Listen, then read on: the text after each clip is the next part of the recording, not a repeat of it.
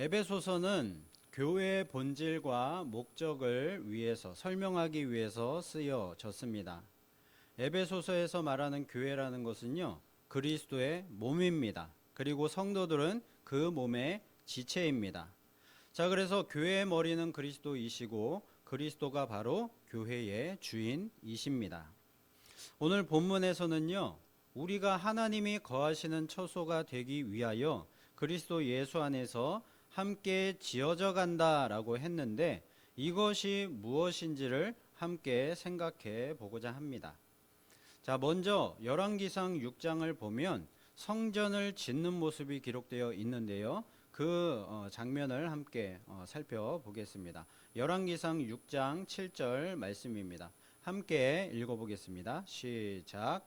이 성전은 건축할 때에 돌을 그 뜨는 곳에서 다듬고 가져다가 건축하였으므로 건축하는 동안에 성전 속에서는 방망이나 도끼나 모든 철 연장 소리가 들리지 아니하였으며. 아멘. 자, 말씀을 보면요, 성전을 지을 때 특이한 점을 하나 발견할 수가 있습니다.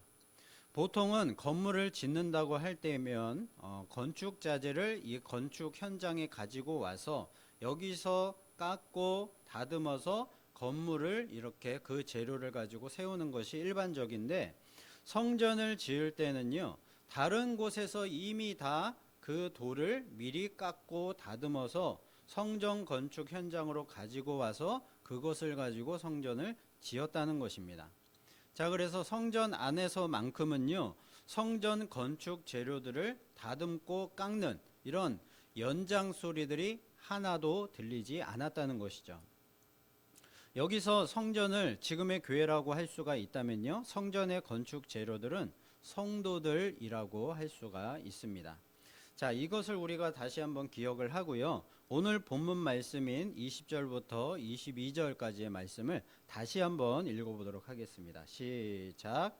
너희는 사도들과 선지자들의 터 위에 세우심을 입은 자라.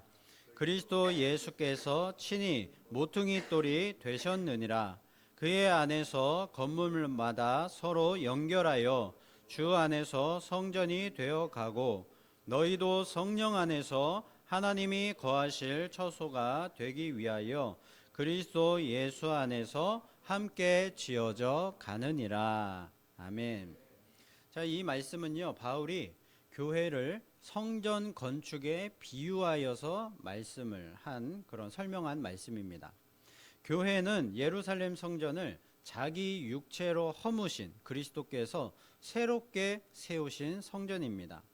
이 교회는요, 사도들과 선지자들의 터 위에 세워졌고요, 그 모퉁이 돌은 예수 그리스도이시며 성전 건축 재료는 예수로 말미암아 거듭난 성도들이라는 것이죠.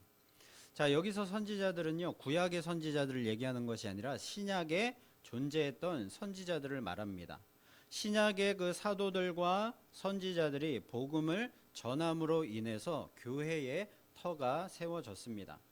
그리스도께서 친히 모퉁이 돌이 되셨다라는 것은요, 예수님이 다른 누군가를 시켜서 이 교회를 세우신 것이 아니라 예수님이 친히 십자가 죽음과 부활을 통하여서 교회의 머리가 되시고 주인이 되시고 기초가 되셨다라는 뜻입니다. 건물은 모퉁이 돌을 중심으로 해서 건축 자재들이 이제 서로 연결이 되어서 하나의 웅장한 건물로 세워져 가듯이 교회도 마찬가지라는 것입니다. 교회도 모퉁이 돌 되시는 예수 그리스도를 중심으로 해서 성전 건축의 재료인 성도들이 서로 연결되어질 때에 비로소 교회다운 교회로 함께 지어져 간다는 것이죠. 이것이 교회의 정체성입니다. 즉, 교회란 오직 예수 그리스도를 중심으로 성도들이 서로 연결되어 함께 지어져 가는 곳이 되어야 한다는 것이죠. 자, 여기서 우리가 주목해서 봐야 할 핵심적인 부분은요, 구약의 성전 건축 때처럼 신약의 교회 안에서도 우리가 함께 지어져 갈 때에 재료들을 다듬는 연장 소리가 이 교회 안에서 들리지 않아야 한다라는 것이죠. 교회 안에서는요, 그저 성도들이 서로 연결되어서 하나 되어서 지어져 가는 일들만 있어야만 한다는 것입니다. 교회 건축 재료들은 이미 다른 곳에서 선별하고 다듬은 후에 교회 현장에 가지고 와서 연결하고 쌓기만 하면 되는 것입니다. 그러므로 성도는 이미 교회 밖에서 하나님께 선택을 받고요, 다 다듬어져서 온전한 그런 재료들이 되어서 교회 안으로 운반되어 온 것입니다. 교회 안에 들어온 성도는 이미 하나님의 선택을 받고 교회 설계도에 계산된 그 각각의 자리가 있기 때문에 교회 안에 들어와 있다는 것이죠. 이제 교회 안에 들어온 성도에게 무엇만 남은 것입니까? 교회 안에서는 제자리에 가져다가 끼우기만 하는, 서로 성도끼리 연결되는 그런 작업만이 남아 있다는 것이죠. 더 이상 어떠한 그런 연장 소리, 그런 어떠한 망치 소리, 이런 것들이 있어서는 안 된다는 것입니다. 교회 안에서 성도들이 서로 연결되는 작업을 가리켜서 신앙의 훈련, 신앙의 성숙, 신앙의 성장이라고 부릅니다. 결국 우리가 교회 안에서 함께 지어져 간다는 것은요, 구원을 받기 위한 목적이 아니라 성숙과, 신앙의 성숙과 성장을 의미하는 것이죠. 우리가 교회 안에 들어와 있다는 것은요, 이미 구원받은 성도들로 선택을 받아서 들어와 있다는 것입니다. 그러므로 교회 안에서만큼은요, 내가 구원을 받았네, 네가 구원을 받았네, 받지 못했네, 이것을 따져서는 안 되고요, 누가 옳고 그르네, 이것이 진리네 아니네 하는 그런 시끄러운 연장소리가 들려서는 안 된다는 것입니다. 자, 그래서 우리가 교회로 세움을 받은 목적은요, 우리가 다 하나님의 아들을 믿는 것과 아는 일에 하나가 되어서 온전한 사람을 이루어 그리스도의 장성한 분량이 충만한 데까지 함께 지어져 가기 위함인 것입니다. 그러므로 우리는요, 이미 보이지 않는 하나님의 손에 의해서 선택이 되어서 교회를 짓는 필수 재료로 준비가 되어졌고요, 우리의 뜻과 의지가 아닌 오직 하나님의 선택과 뜻에 따라서 여기 이 자리에 모여 있는 것입니다. 자, 그런데도 교회 안에 어떤 성도들을 보면요, 자신의 이 정체성이 무엇인지를 모르고요, 스스로 구원을 이루기 위해서 자꾸만 연장 소리를 내면서 다듬으려고 하고 있는 것입니다. 성도가 서로 믿음 안에서 하나가 되어서 서로 연결되고 자라가야 하는 그 일에 교회 안에서는 집중을 해야 되는데 그러지를 못하고 자꾸만 성도들끼리 이 문제 때문에 삐걱댄다는 것이죠. 여러분, 우리가 교회 안에 들어와 있다는 것은요, 이미 하나님이 구원하시기로 선택하신 결과이다라는 사실을 믿으시기를 바랍니다. 성도는요, 교회 안에서 그 사실을 확인하고 함께 지어져 가는 것입니다. 함께 자라고 함께 훈련되어지고 성숙되어 가는 것이죠. 그러므로 성도란 이 세상의 창조주요 주권자가 되시는 하나님이 나의 인생을 주장하고 계신다, 그 사실을 아는 자입니다. 반대로 예수를 믿지 않는다는 것은요, 자신의 인생과 운명이 자기 손에 달려있다라고 그렇게 믿고 살아가는 사람인 것입니다. 자, 그래서 성도들이 모인 교회 안에서는요, 쓸데없는 그런 방망이질과 망치질이 생길 수가 없는 것이죠. 자, 무슨 말인가 하면 교회 안에 들어와서 믿는 사람들끼리요, 구원의 이런 근본적인 교리, 진리, 이런 문제들을 놓고 싸워서는 안 된다는 것입니다. 이런 어떤 진리 논쟁, 그런 어떤 기독교의 근본적인 그런 교리 논쟁, 그것들을 가지고 교회 안에서 서로 싸워서는 안 된다는 것이죠. 교회는요, 이미 교회 안에 들어온 이들을 훈련하고 성장시켜서 제자 만드는 일에 신경을 써야 하는데 그러지를 못하고 여전히 교회 밖에서 싸워야 하는 그런 근본적인 문제들을 가지고 교회 안에서 싸우고 있어서는 안 될 것입니다. 교회는요, 세상에서 소금이 되고 빛이 되어야 하는 것이지 세상에서 총이 되고 칼이 되어서는 안 된다는 것이죠.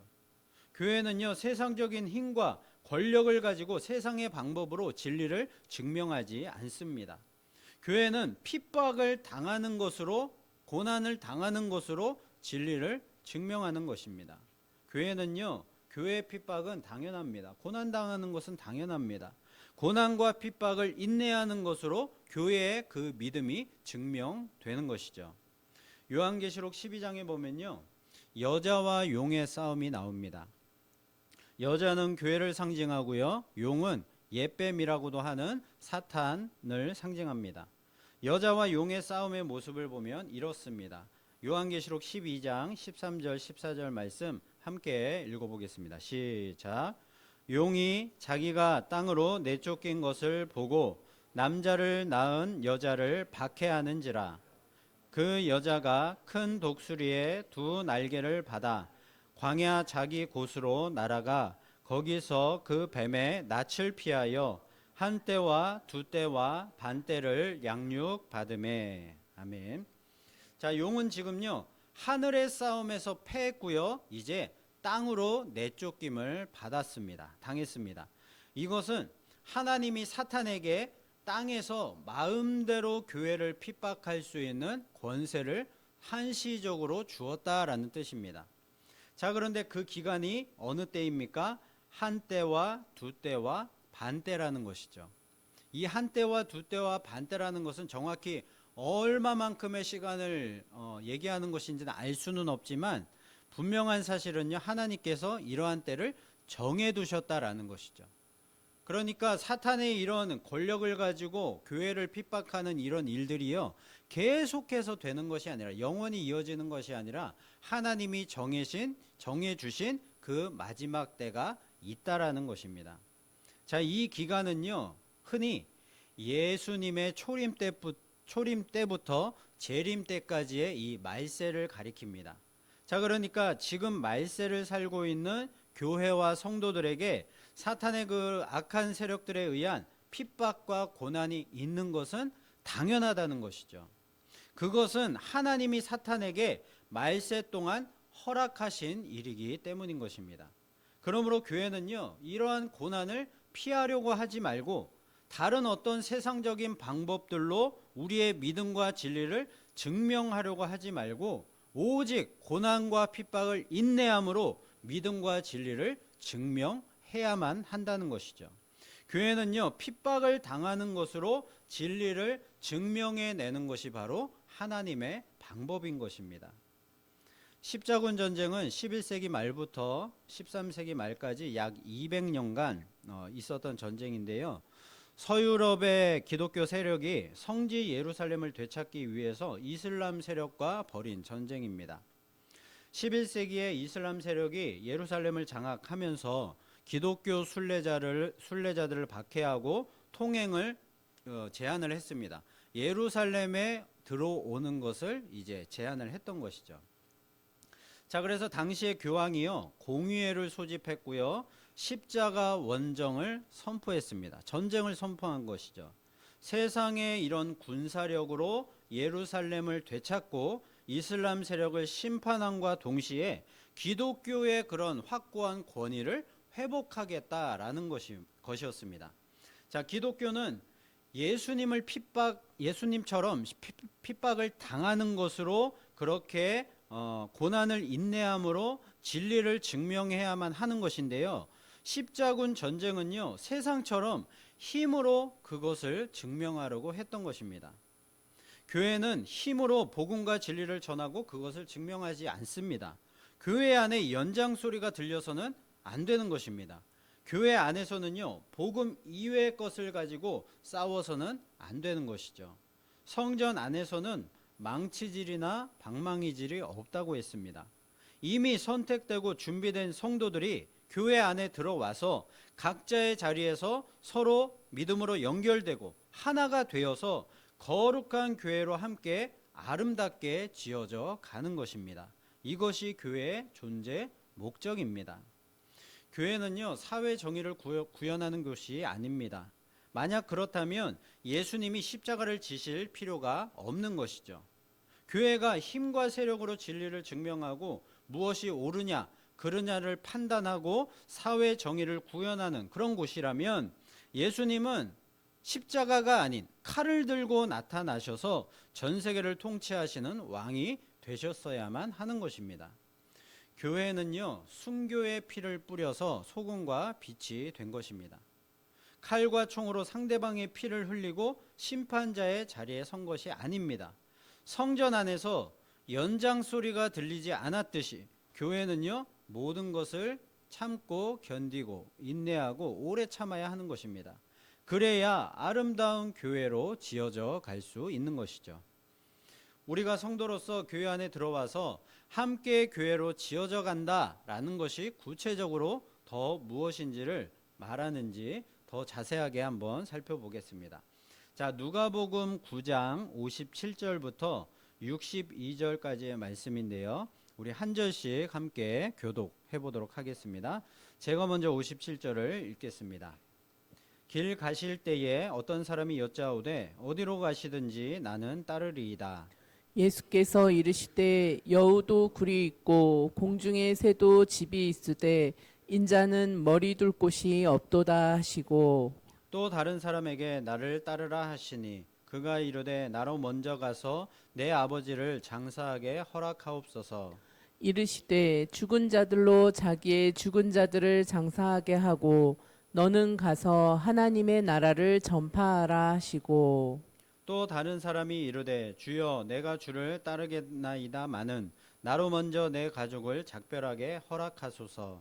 예수께서 이르시되 손에 쟁기를 잡고 뒤를 돌아보는 자는 하나님의 나라에 합당하지 아니하니라 하시니라. 아멘. 자, 이 누가복음 9장 말씀을 보면요, 세 사람이 등장하고 있습니다.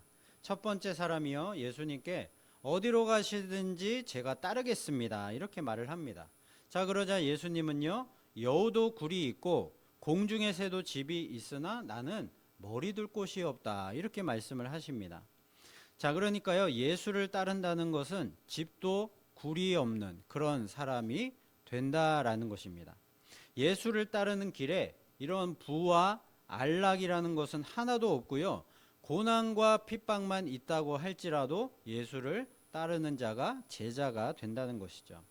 자, 그런데 교회 안에 들어온 성도들 중에 아직도 하나님과 거래하듯 이런 어떤 세상적인 복을 가지고 이렇게 거래하듯이 기도하는 그런 수준에서 더 잘하지 못하는 그런 성도들이 간혹 있습니다.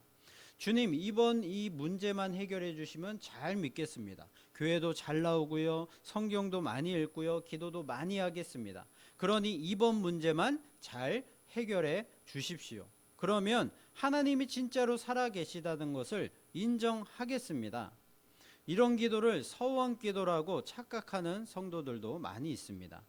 여러분, 예수를 믿고 교회 안으로 우리가 들어왔다라는 것은요, 세상적인 복을 기대한다는 것이 아니고요, 예수님처럼 굴도 집도 없는 그런 삶을 살겠다라고 다짐을 한다는 것입니다. 예수님은요, 나를 따라오려거든 자기를 부인하고 자기 십자가를 지고 나를 온전히 따를 것이니라 라고 말씀을 하셨습니다. 예수님이 이 땅에 오셔서 오직 하나님 아버지의 뜻을 이루시기 위해서 죽기까지 십자가를 순종하신 것처럼 그렇게 예수님처럼 살기를 각오해야 한다는 것이죠. 여러분, 예수님이 여우도 굴이 있고 공중의 새도 집이 있으나 인자는 머리 둘 곳이 없도다 라고 하신 이 말씀의 뜻을 잘 기억하시고 마음에 새기시기를 바랍니다. 그래서 우리가 제자의 길을 걸어가는 데 있어서 세상적인 어떤 유익이나 복이 없을지라도 실망하거나 포기하지 않고요, 끝까지 이 구원의 길, 승리의 길을 완주하는 저와 여러분 다 되시기를 예수님의 이름으로 축복을 드립니다. 자, 두 번째 사람은요, 예수님의 나를 따라오너라 라는 이 말씀에요, 나로 먼저 가서 내 아버지를 장사하게 하옵소서라고 말을 합니다. 자, 그러자 예수님은요, 죽은 자들로 죽은 자들을 장사하게 하고 너는 가서 하나님 나라를 전파하라 라고 말씀하셨습니다. 자, 여러분, 이 말씀에 대해서 오해하지 말아야 할 것은요, 예수님이 지금 가족에 대한 어떤 책임과 의무를 포기하라 라고 하시는 그런 말씀이 아니라는 것입니다. 복음 전파하는 일만 중요하고 나머지 어떤 뭐 가정을 돌보는 일, 이런 세상적인 뭐 어떤 우리가 뭐 일하는 것들, 그런 일들은 하나도 중요하지 않다, 그런 말씀이 아니라는 것이죠. 자, 여기서 죽은 자들은요, 두 부류를 말합니다. 영적으로 죽은 자들과 육체적으로 죽은 자들을 말합니다. 앞부분에 나오는 죽은 자들이 바로 영적으로 죽은 자들을 말하는 것이고요, 뒤에 나오는 죽은 자들은 육체적으로 죽은 자들을 가리키는 것입니다. 영적으로 죽은 자들은 누구를 말합니까? 하나님을 믿지 않고 하나님의 그런 하나님 나라에 관심이 없는 자들을 가리키는 것이죠. 자, 그러므로 예수님의 말씀은요, 이렇게 우리가 이해할 수가 있습니다. 영적으로 죽은 자들에게 육체적으로 죽은 자들을 장사하도록 놔두고 맡기고, 너는 지금 하나님 나라를 전파하는 더 중요한 일에 집중하라 라는 뜻입니다. 자, 그러니까 믿지 않는 사람들로 하여금 세상 일들을 처리하게 하고, 믿는 사람들은 더 중요한 하나님의 일, 영적인 일에 집중해야 한다라는 뜻입니다. 왜냐하면 이미 천국이 가까이 왔기 때문인 것이죠. 예수님은요, 지금 일의 우선순위에 대해서 말씀을 하고 계시는 것입니다. 하나님 나라의 일은 그만큼 시급하고 우선순위가 가장 높은 일이라는 것이죠. 그래서 예수님을 따르는 제자가 된다는 것은요, 세상 일들 때문에 미루거나 조건을 따져서 선택하는 그런 일이 되어서는 안 되고요, 지금 당장 해야만 하는 매우 시급한 일이라는 것이죠. 여러분, 교회는요, 영혼을 살리는 하나님의 강력한 힘이 나타나는 생명과 진리의 보금자리이자 전진 기지입니다. 기도하며 하나님의 나라를 위한 열심이 있는 곳, 하나님의 영광이 드러나는 곳입니다. 그런데 교회 안에 들어와 있는 성도들이요, 하나님 나라를 전파하는 일보다도 가정 일을 더 걱정하고 세상 일들을 더 우선시한다면 그것은 문제가 있는 것입니다. 교회 안에서 함께 지어져 가지를 못하고요, 자꾸만 연장 소리를 내게 되는 것이죠. 여러분, 오해하지 마십시오. 가정과 일터에서 열심히 일하지 말고 교회 일만 열심히 하라는 것이 아닙니다. 당연히 성도는요, 세상 일들도 가정 일들도 최선을 다해서 열심히 해야 합니다. 그러나 그러한 세상 일들을 교회 안에까지 가지고 와서 하나님의 일보다 우선시해서는 안 된다는 것이죠. 여러분, 교회들이 점점 교회 본질을 잃어가고 있습니다. 십자군 전쟁이 무력으로 종교적 권위를 회복하려고 했던 것처럼요, 지금도 그러한 시도들을 교회들이 하고 있습니다. 지금의 교회들도요, 세상 정치와 문화와 권력과 손을 잡고 종교적인 세력을 넓히려는 그런 시도를 하고 있고요, 세상의 기업들과 물질과 손을 잡고요, 그렇게 해서 얻은 재력을 가지고 교회를 마치 세상의 큰 기업들처럼 그렇게 만들려고 시도를 하고 있다는 것입니다. 여러분, 교회에 예수님이 사라져 버렸습니다. 예수님이 성전의 모퉁이 돌이 되시고요, 교회의 머리이신데 예수님이 교회에 보이지를 않는 것입니다. 예수님의 말씀과 십자가보다도 세상의 이런 시스템들이, 안락하고 편안한 시스템들이 더 교회에 중요해져 버린 것이죠. 이제는요, 교회가 예수님의 복음이 없어도 잘 돌아갈 수 있지만 세상의 돈과 현대적인 시스템이 없이는 교회가 존재할 수 없는 그런 세상이 되어버리고 만 것입니다. 요한계시록에 나오는 짐승의 표는 666이라고 이렇게 얘기하고 있습니다. 666이라는 숫자는요, 완전수인 7에 하나가 모자란 그런 거짓 숫자입니다. 그래서 666이라는 것은요, 실패하고 또 실패하고 마지막으로 또 실패하는 그런 사탄의 그런 계략들을 말하는 것이죠. 마지막 때는요, 이 666이라는 표를 이마나 오른손에 받지 않으면 매매를 할 수 없는 그런 세상이 되어버린다라고 했습니다. 자, 그랬기 때문에 교회도요, 이런 짐승의 표를 받기 위해서 세상의 이런 문화와 시스템을 자연스럽게 따라가고 있는 것은 아닌지 참으로 걱정스럽습니다. 여러분, 교회는요, 우선순위를 정확하게 기억하고 지켜야만 합니다. 교회는 세상을 거부하고요, 거룩함을 지켜내는 것이 존재의 이유입니다. 그리고 교회는 언제나 무슨 일이 있어도 하나님의 나라를 전파하는 일이 최우선이 되어야만 하는 것입니다. 이 우선순위가 무너지면요, 교회는 더 이상 존재할 필요가 없는 것이죠.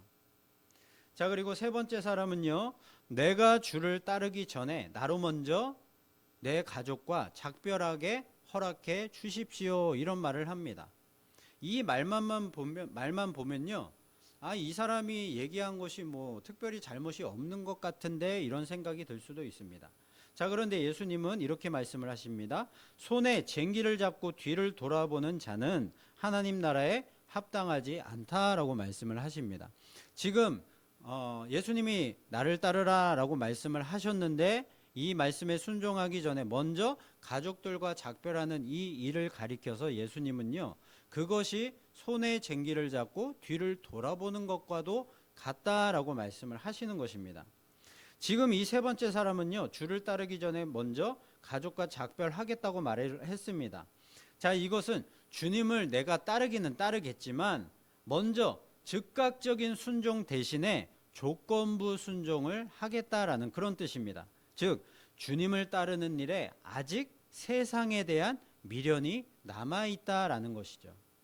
쟁기를 잡은 농부는요, 밭을 똑바르게 잘 갈기 위해서는요, 한 가지 목표점을 보고 앞만 보고 쟁기를 갈아야지만 똑바로 제대로 이 밭을 갈 수가 있습니다.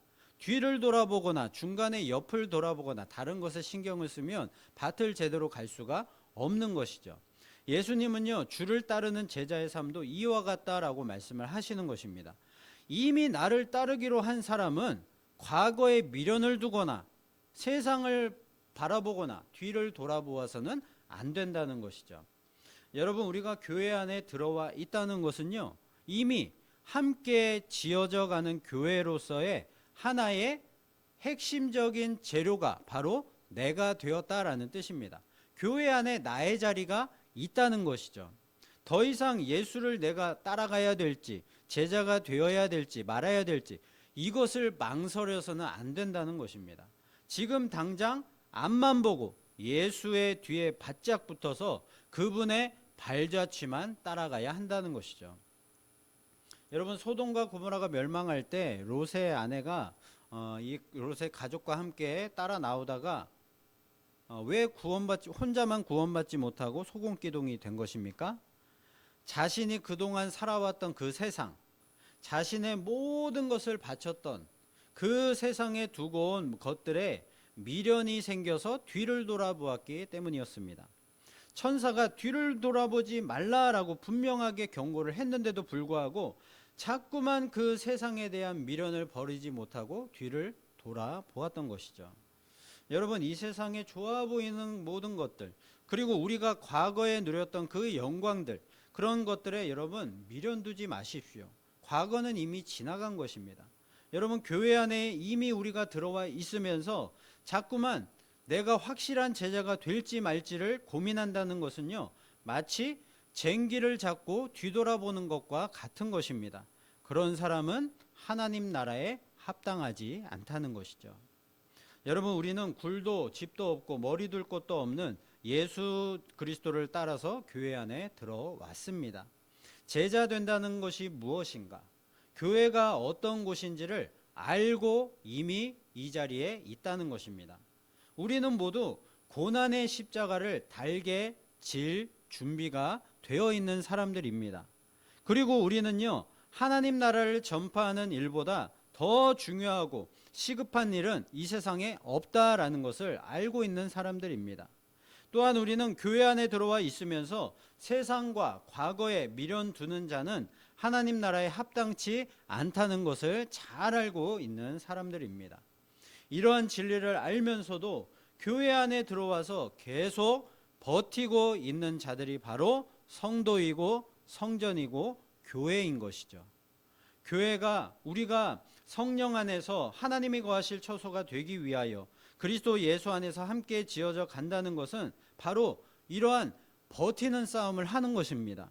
교회 안에서 계속 믿음으로 버티면서 주님만을 따라 가는 것이죠. 그리할 때 우리는요, 그리스도의 장성한 분량이 충만한 데까지 자라서 하나님이 거하실 거룩한 처소가 될 수 있을 것입니다. 여러분, 교회는 교회다워야 합니다. 하나님이 거하실 처소가 되기 위하여 우리 모두가 거룩해져야만 합니다. 주님만 따라가야 하고요, 자기를 부인하고 자기 십자가를 지고 세상 나라의 것이 아닌 영원한 영광과 영생, 진리와 하나님 나라의 그 하나님 되심을 증거해야만 하는 것이죠. 하나님께서 우리를 선택하여 부르시고 깎고 다듬어서 교회 안에 두신 그 이유가 바로 그것입니다. 교회 안에 거룩하지 않은 세상 것들을 더 이상 들이지 말고 교회답게 거룩함을 지키라는 것입니다. 그런데 교회는요, 혼자 지을 수가 없습니다. 우리 모두가 함께 지어져 가야만 하는 것이죠. 하나님께서 예수 그리스도의 피를 흘리셔서 우리를 죄악으로부터 끌어내셨습니다. 교회 안에 이미 우리 자리를 정해 놓으셨고요, 그 자리에 우리 한 사람 한 사람을 다 그 자리에 정확하게 끼워 넣으실 것입니다. 우리는요, 하나님의 손 안에 있습니다. 하나님의 손에서 도망갈 수 있는 자는 아무도 없습니다. 그러므로 하나님께 항복하고 예수를 따르는 제자로 순종하기로 결단하시기를 바랍니다. 그리할 때 우리는 함께 지어져가는 아름다운 교회가 되어서 하나님께 영광이 되는 복된 인생을 살아가는 저와 여러분 다 되시기를 예수 그리스도의 이름으로 축원을 드립니다.